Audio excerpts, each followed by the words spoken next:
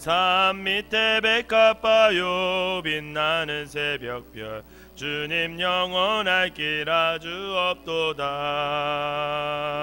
내 맘이 아플 적에 그네로 되심니 나 외로울 때 좋은 친구라.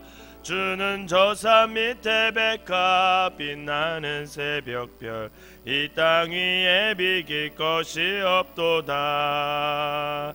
내 맘의 모든 염려 이 세상 고락도 주님 항상 같이 하여 주시고 시험을 당할 때에 악마의 개교를 즉시 물리치사 나를 지키네.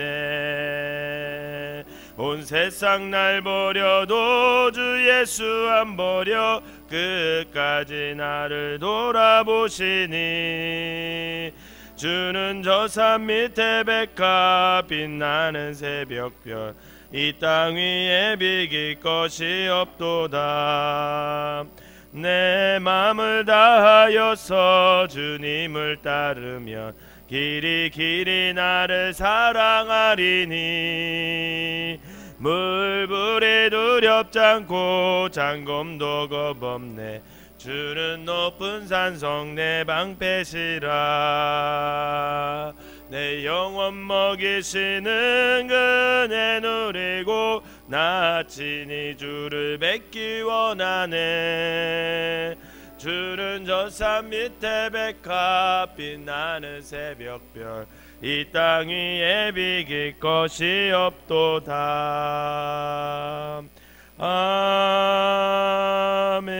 아멘. 사도신경으로 신앙 고백 드리도록 하겠습니다. 전능하사 천지를 만드신 하나님 아버지를 내가 믿사오며 그 외아들 우리 주 예수 그리스도를 믿사오니 이는 성령으로 잉태하사 동정녀 마리아에게 나시고 본디오 빌라도에게 고난을 받으사 십자가에 못 박혀 죽으시고 장사한 지 사흘 만에 죽은 자 가운데서 다시 살아나시며 하늘에 오르사 전능하신 하나님 우편에 앉아 계시다가 저리로서 산 자와 죽은 자를 심판하러 오시리라. 성령을 믿사오며 거룩한 공예와 성도가 서로 교통하는 것과 죄를 사하여 주시는 것과 몸이 다시 사는 것과 영원히 사는 것을 믿사옵나이다. 아멘. 오늘 함께 보실 말씀은 아가서 5장 말씀입니다. 아가서 5장 제가 한 절 읽고 여러분들이 한 절 읽고 마지막 절은 다 같이 읽도록 하겠습니다. 내 누이 내 신부야 내가 내 동산에 들어와서 나의 모략과 향재료를 거두고 나의 꿀송이와 꿀을 먹고 내 포도주와 내 우유를 마셨으니 나의 친구들아 먹으라. 나의 사랑하는 사람들아 많이 마시라.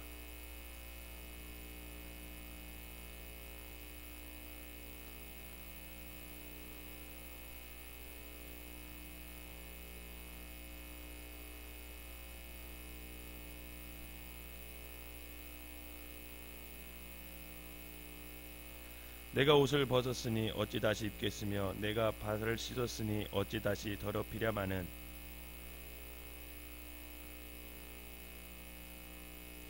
일어나 내 사랑하는 자를 위하여 문을 열 때에 몰약이 내 손에서 모략의 즙이 내 손가락에서 문빗장에 떨어지는구나.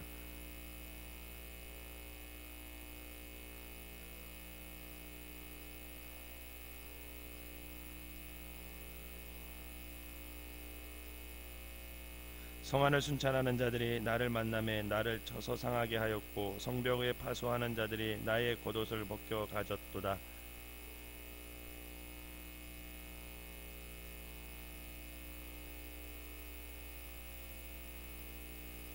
여자들 가운데 어여쁜 자야 너의 사랑하는 자가 남의 사랑하는 자보다 나은 것이 무엇인가.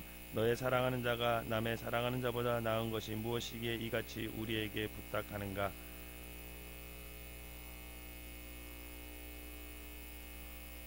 머리는 순금 같고 머리털은 고불고불하고 까마귀같이 검구나.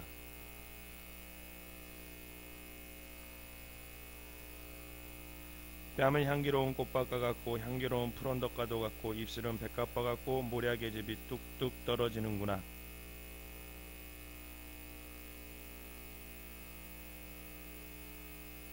다리는 순금 받침에 세운 화반석 기둥 같고 생김새는 레바논 같으며 백향목처럼 보기 좋고 입은 심이 달콤하니 그 전체가 사랑스럽구나. 예루살렘의 딸들아, 이는 내 사랑하는 자요 나의 친구로다. 아멘. 오늘 시간에도 하나님의 은혜가 여러분들과 함께 하시기를 주님의 이름으로 축원합니다. 본문을 읽으면 어떤 부분이 남자가 말한 거고 어떤 부분이 여자가 대답한 거고 또 어떤 부분은 또 제3자가 말한 거고 그런 게 이해가 되세요? 그 부분이 이해가 되면 이 본문을 이해하기가 좀 쉽습니다. 먼저 1절과 2절 그리고 쭉 읽다 보면 남자가 먼저 얘기를 하죠. 그리고 여자의 마음이 잘 표현되어 있고 그러다가 서로 갈등이 생겼어요. 그래서 남자가 떠나죠. 그러고 나서 다시 여자가 남자를 찾으러 다녀요. 그러다가 성 안에 있는 여자들에게 물어보죠. 내가 사랑하는 남자가 어디 있느냐 이렇게 물어보고 그거에 대한 남자의 어떤 멋있고 이런 표현을 또 여자가 하면서 마무리되는 그런 이제 오늘 본문인데 어제와 같이 사실 본문은 연장선에 있어요. 그래서 계속해서 왕과 그의 신부를 맞이하는 한 여인과의 애틋한 사랑을 구체적으로 묘사하고 있는 부분입니다. 학자들은 본문을 문자 그대로 해석하기도 하고 또 구체적인 어떤 그런 사랑의 표현을 은유로 표현했다 뭐 이렇게 표현하기도 해요. 뭐 어느 해석을 하든 간에 왕과 신부 사이에 그냥 그 애틋한 사랑을 표현하고 있는 거다라고 보시면 됩니다. 신부에 대한 왕의 마음이 어떤지 이미 앞장에서 잘 표현하고 있죠. 그래서 이 솔로몬이 이 슐라미 여인에게 사랑에 빠져서 그의 눈, 이 치아, 뭐 머릿결, 목, 그 온몸에 그러니까 솔로몬 왕의 눈에 비친 그 슐라미 여인이 아름다움을 예찬했던 그런 내용이 담겨져 있습니다. 그리고 본문 1절에서 4절에서도 완료형 단어들이 쓰여면서 들어와서 거두고 먹고 마셨으니 뭐 이런 단어를 사용함으로써 이제 이 여인이 완전히 자신의 사람이 되었음을 확신하며 기뻐하는 그런 모습이 담겨져 있어요.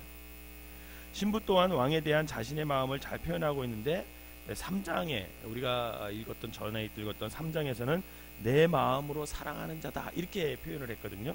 그런데 오늘 본문에서는 아예 사랑하는 자 이렇게 표현을 함으로써 이 솔로몬 왕에 대한 자신의 마음이 사랑으로 가득 차 있음을 보여주고 있습니다. 그런데 그런 두 사람의 사랑이 서로 확인되었던 순간 이 신부는 망설이기 시작했어요.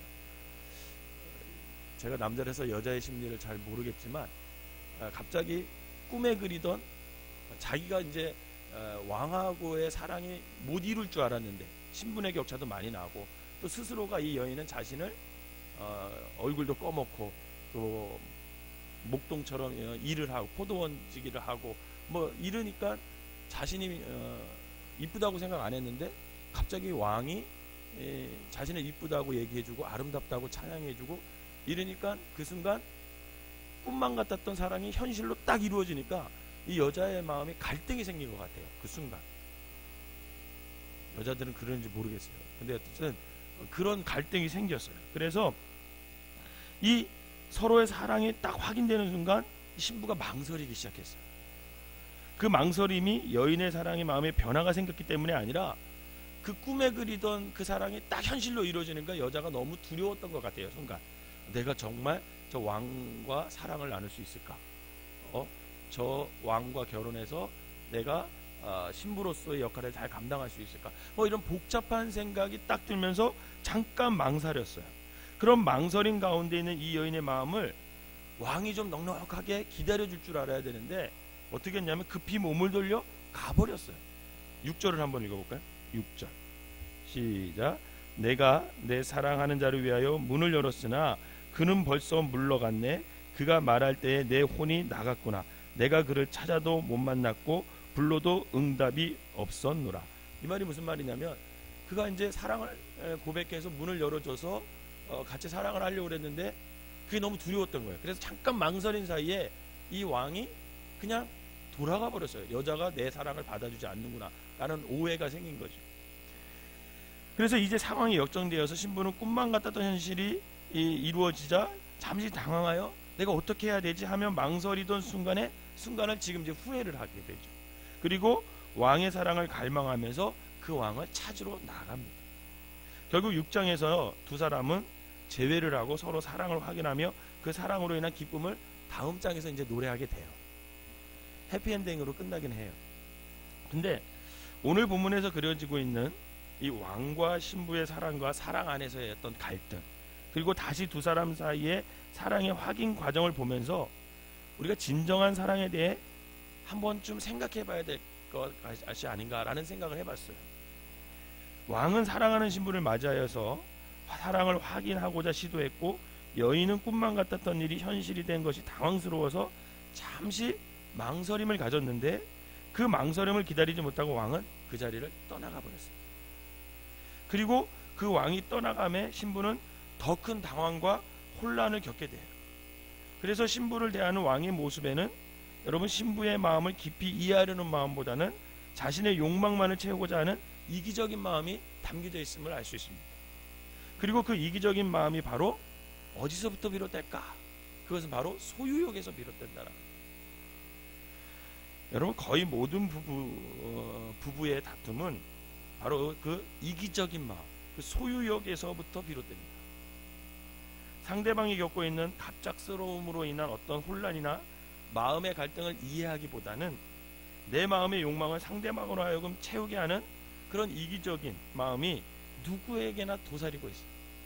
그게 부부지간이라고 없어지는 건 아닌 것 같아요. 자기가 원하는 것을 더 바라는 게 사실 부부지간이죠. 더 사랑받기를 원하고 내 마음대로 좀 따라줬으면 좋겠고, 그런 이기적이고 소유적인 마음이 점점 강해지다 보면 거기서 갈등이 일어나고 오해가 일어나는 거죠. 그리고 그 이기적인 마음에는 바로 소유욕의 중심을 잡고 있다라는 거예요. 사실 부모와 자식 간에도 마찬가지입니다. 소유욕은 서로가 사랑함에도 불구하고 사랑을 이기적인 사랑으로 오해하게 되고, 진실한 사랑을 마음 깊은 곳에 숨겨둔 채 그것을 서로 확인하지 못하게 하는 것이 소유욕이에요. 반면 진실한 사랑은 뭐냐면 서로가 자신의 소유가 아님을 인정하는 것이고, 그리고 서로가 하나님의 소유임을 인정할 때부터 진실한 사랑이 표현될 수 있다는 것. 그러기에 나에게 허락한 가족, 즉 아내라든지 남편이라든지 부모라든지 자녀들이라든지, 그것이 내 소유가 아닌 하나님의 소유임을 인정할 때 우리는 거기서부터 진정한 사랑을 베풀 수가 있다라는 거죠. 우리가 잘 아는 아브라함, 여러분, 아브라함은 75세 때 하나님께서 아브라함을 찾아오셨어요. 아브라함이 하나님을 찾은 게 아니에요. 갑자기 75세쯤 됐을 때 하나님이 아브라함을 선택하셔서 그를 믿음의 조상으로 삼아주셨어요. 그러면서 뭐라고 했냐면, 내가 너로 하여금 큰 민족을 이루게 해주셨다, 그런 언약을 해주셨어요. 그리고 아브라함은 그 언약을 믿었다고 성경에 기록되었고, 또 하나님은 그 믿음을 의로 여기셨다, 이렇게 말씀하셨어요.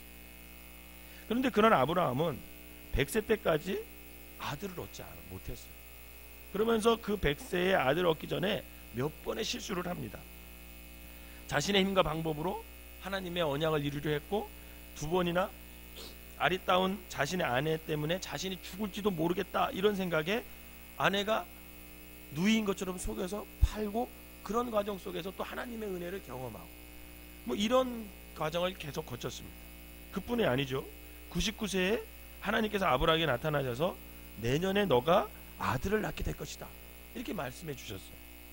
그랬더니 그 말을 들은 아브라함과 사라가 어떻게 했어요? 성경에 보면 웃었다, 이런 표현이 있어요. 웃었다. 여러분, 이거는 기쁨의 웃음이 아니에요. 이것은 비웃음이에요. 헛웃음이에요. 에이, 뭐 그런 일이 일어나겠어 나에게? 이제는 불가능한 얘기라는 거죠. 그러면서 웃었어요. 그런데 100세의 아브라함은 정말 하나님의 말씀대로 아들을 얻게 됐습니다. 그때 아브라함은 과연 어떤 생각을 했을까? 여러분, 기쁨을 말로 표현할 수 못했겠죠. 정말 100세 때 누가 애를 낳게 했다고 생각했을까? 근데 아들을 주셨잖아요. 그러니 얼마나 기뻤겠어요. 동시에 자신의 믿음이 없는 모습이 마치 슬라이드처럼 막 지나가지 않았겠습니까?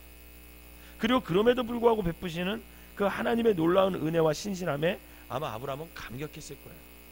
그런데 하나님은 그 아들을 주셨음에 그치지 않고 참으로 이해할 수도 없고 용납할 수도 없는 그런 요구를 아브라함에게 해요.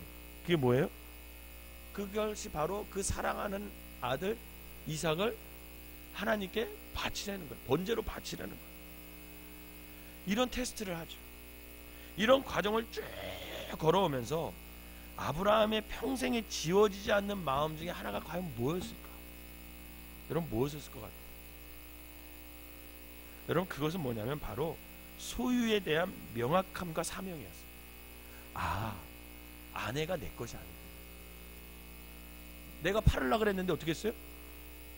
하나님이 다시 아내로 삼아주시고 구해주시고 아들을 정말 내가 아들인 줄 알았는데 하나님이 다시 바치라고 했을 때 또 바쳤더니 하나님 또 아들을 구원해 주시고 이런 모든 과정을 거치면서 내게 있는 아내, 나에게 허락하신 아내, 나에게 허락하신 아들, 이게 다 내 것이 아니구나. 소유할 수 없는 것이구나. 이것을 명확하게 알았습니다. 평생 애지중지 키웠을 그 아들을 바로 자신의 소유가 아니라 이건 하나님의 소유구나.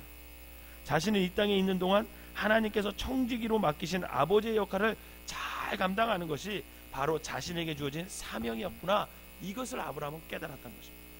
그리고 그것을 깨닫는 순간 남은 인생을 그것을 위해 최선을 다했던 아브라함. 사랑하는 여러분, 우리가 사랑하는 사람들을 보며 매번 기억하고 되뇌어도 지나침이 없는 것은 뭐냐면 바로 우리가 사랑하는 그 사람들이 나의 소유가 아니라 하나님의 소유라는 것을 여러분 깨달으시길 바랍니다. 그것을 잊으면 안 돼요. 나와 함께 같이 사는 내 배우자, 그게 하나님의 소유. 하나님께서 둘 사이에 우리에게 허락하신 자녀들, 그게 하나님의 소유입니다. 그래서 사실은 하나님이 순간 데려가도 할 말이 없는 것이 바로 하나님의 소유이기 때문에 그래요. 그리고 그 사람들을 사랑하고 섬기라고 하나님께서 우리에게 위탁하셨구나. 항상 이 마음을 간직하며 살아가시기를 주님의 이름으로 부탁을 드립니다. 여러분 이것을 우리가 기억하고 지킬 때 오늘 본문에서 왕과 신부의 일치된 사랑을 통해서 경험하는 그런 기쁨, 그런 풍성함보다도 또 나의 소유라고 생각하여 얻은 기쁨보다도 비교할 수 없는 훨씬 더 풍성한 기쁨을 주님께서 누리게 해주신다라는 거예요. 사랑은 소유욕을 해서 소유하는 게 그게 거기서 기쁨을 누리는 것보다 내가 사랑하는 사람이 하나님 안에 있구나. 그러면서 그 사람을 더욱더 내가 섬기고 베풀고 사랑하는 것. 거기서부터 사랑은 진정한 사랑은 시작된다라는 겁니다. 내 사랑하는 사람이 하나님의 소유임을 여러분 깨달으시기를 바랍니다. 바라기는 나와 관계된 모든 사람들이 하나님의 소유임을 깨달아서 늘 사랑하며 섬기며 살아가는 저와 여러분 되시기를 주님의 이름으로 축원합니다. 기도하겠습니다. 사랑과 은혜가 충만하신 하나님, 우리는 얼마나 왜곡된 시선으로 살아가는지 또 한 번 생각해 보게 됩니다. 참 사랑은 하나님께로 비롯되었음을 알고 인정함에도 우리에게 속한 사람들을 사랑한다는 이유로 때로는 소유하려고 하고 때로는 아버지 하나님 욕망이 너무 넘쳐서 그 소유욕 때문에 서로에게 사랑한다는 이유로 상처를 줄 때가 너무나 많이 있습니다.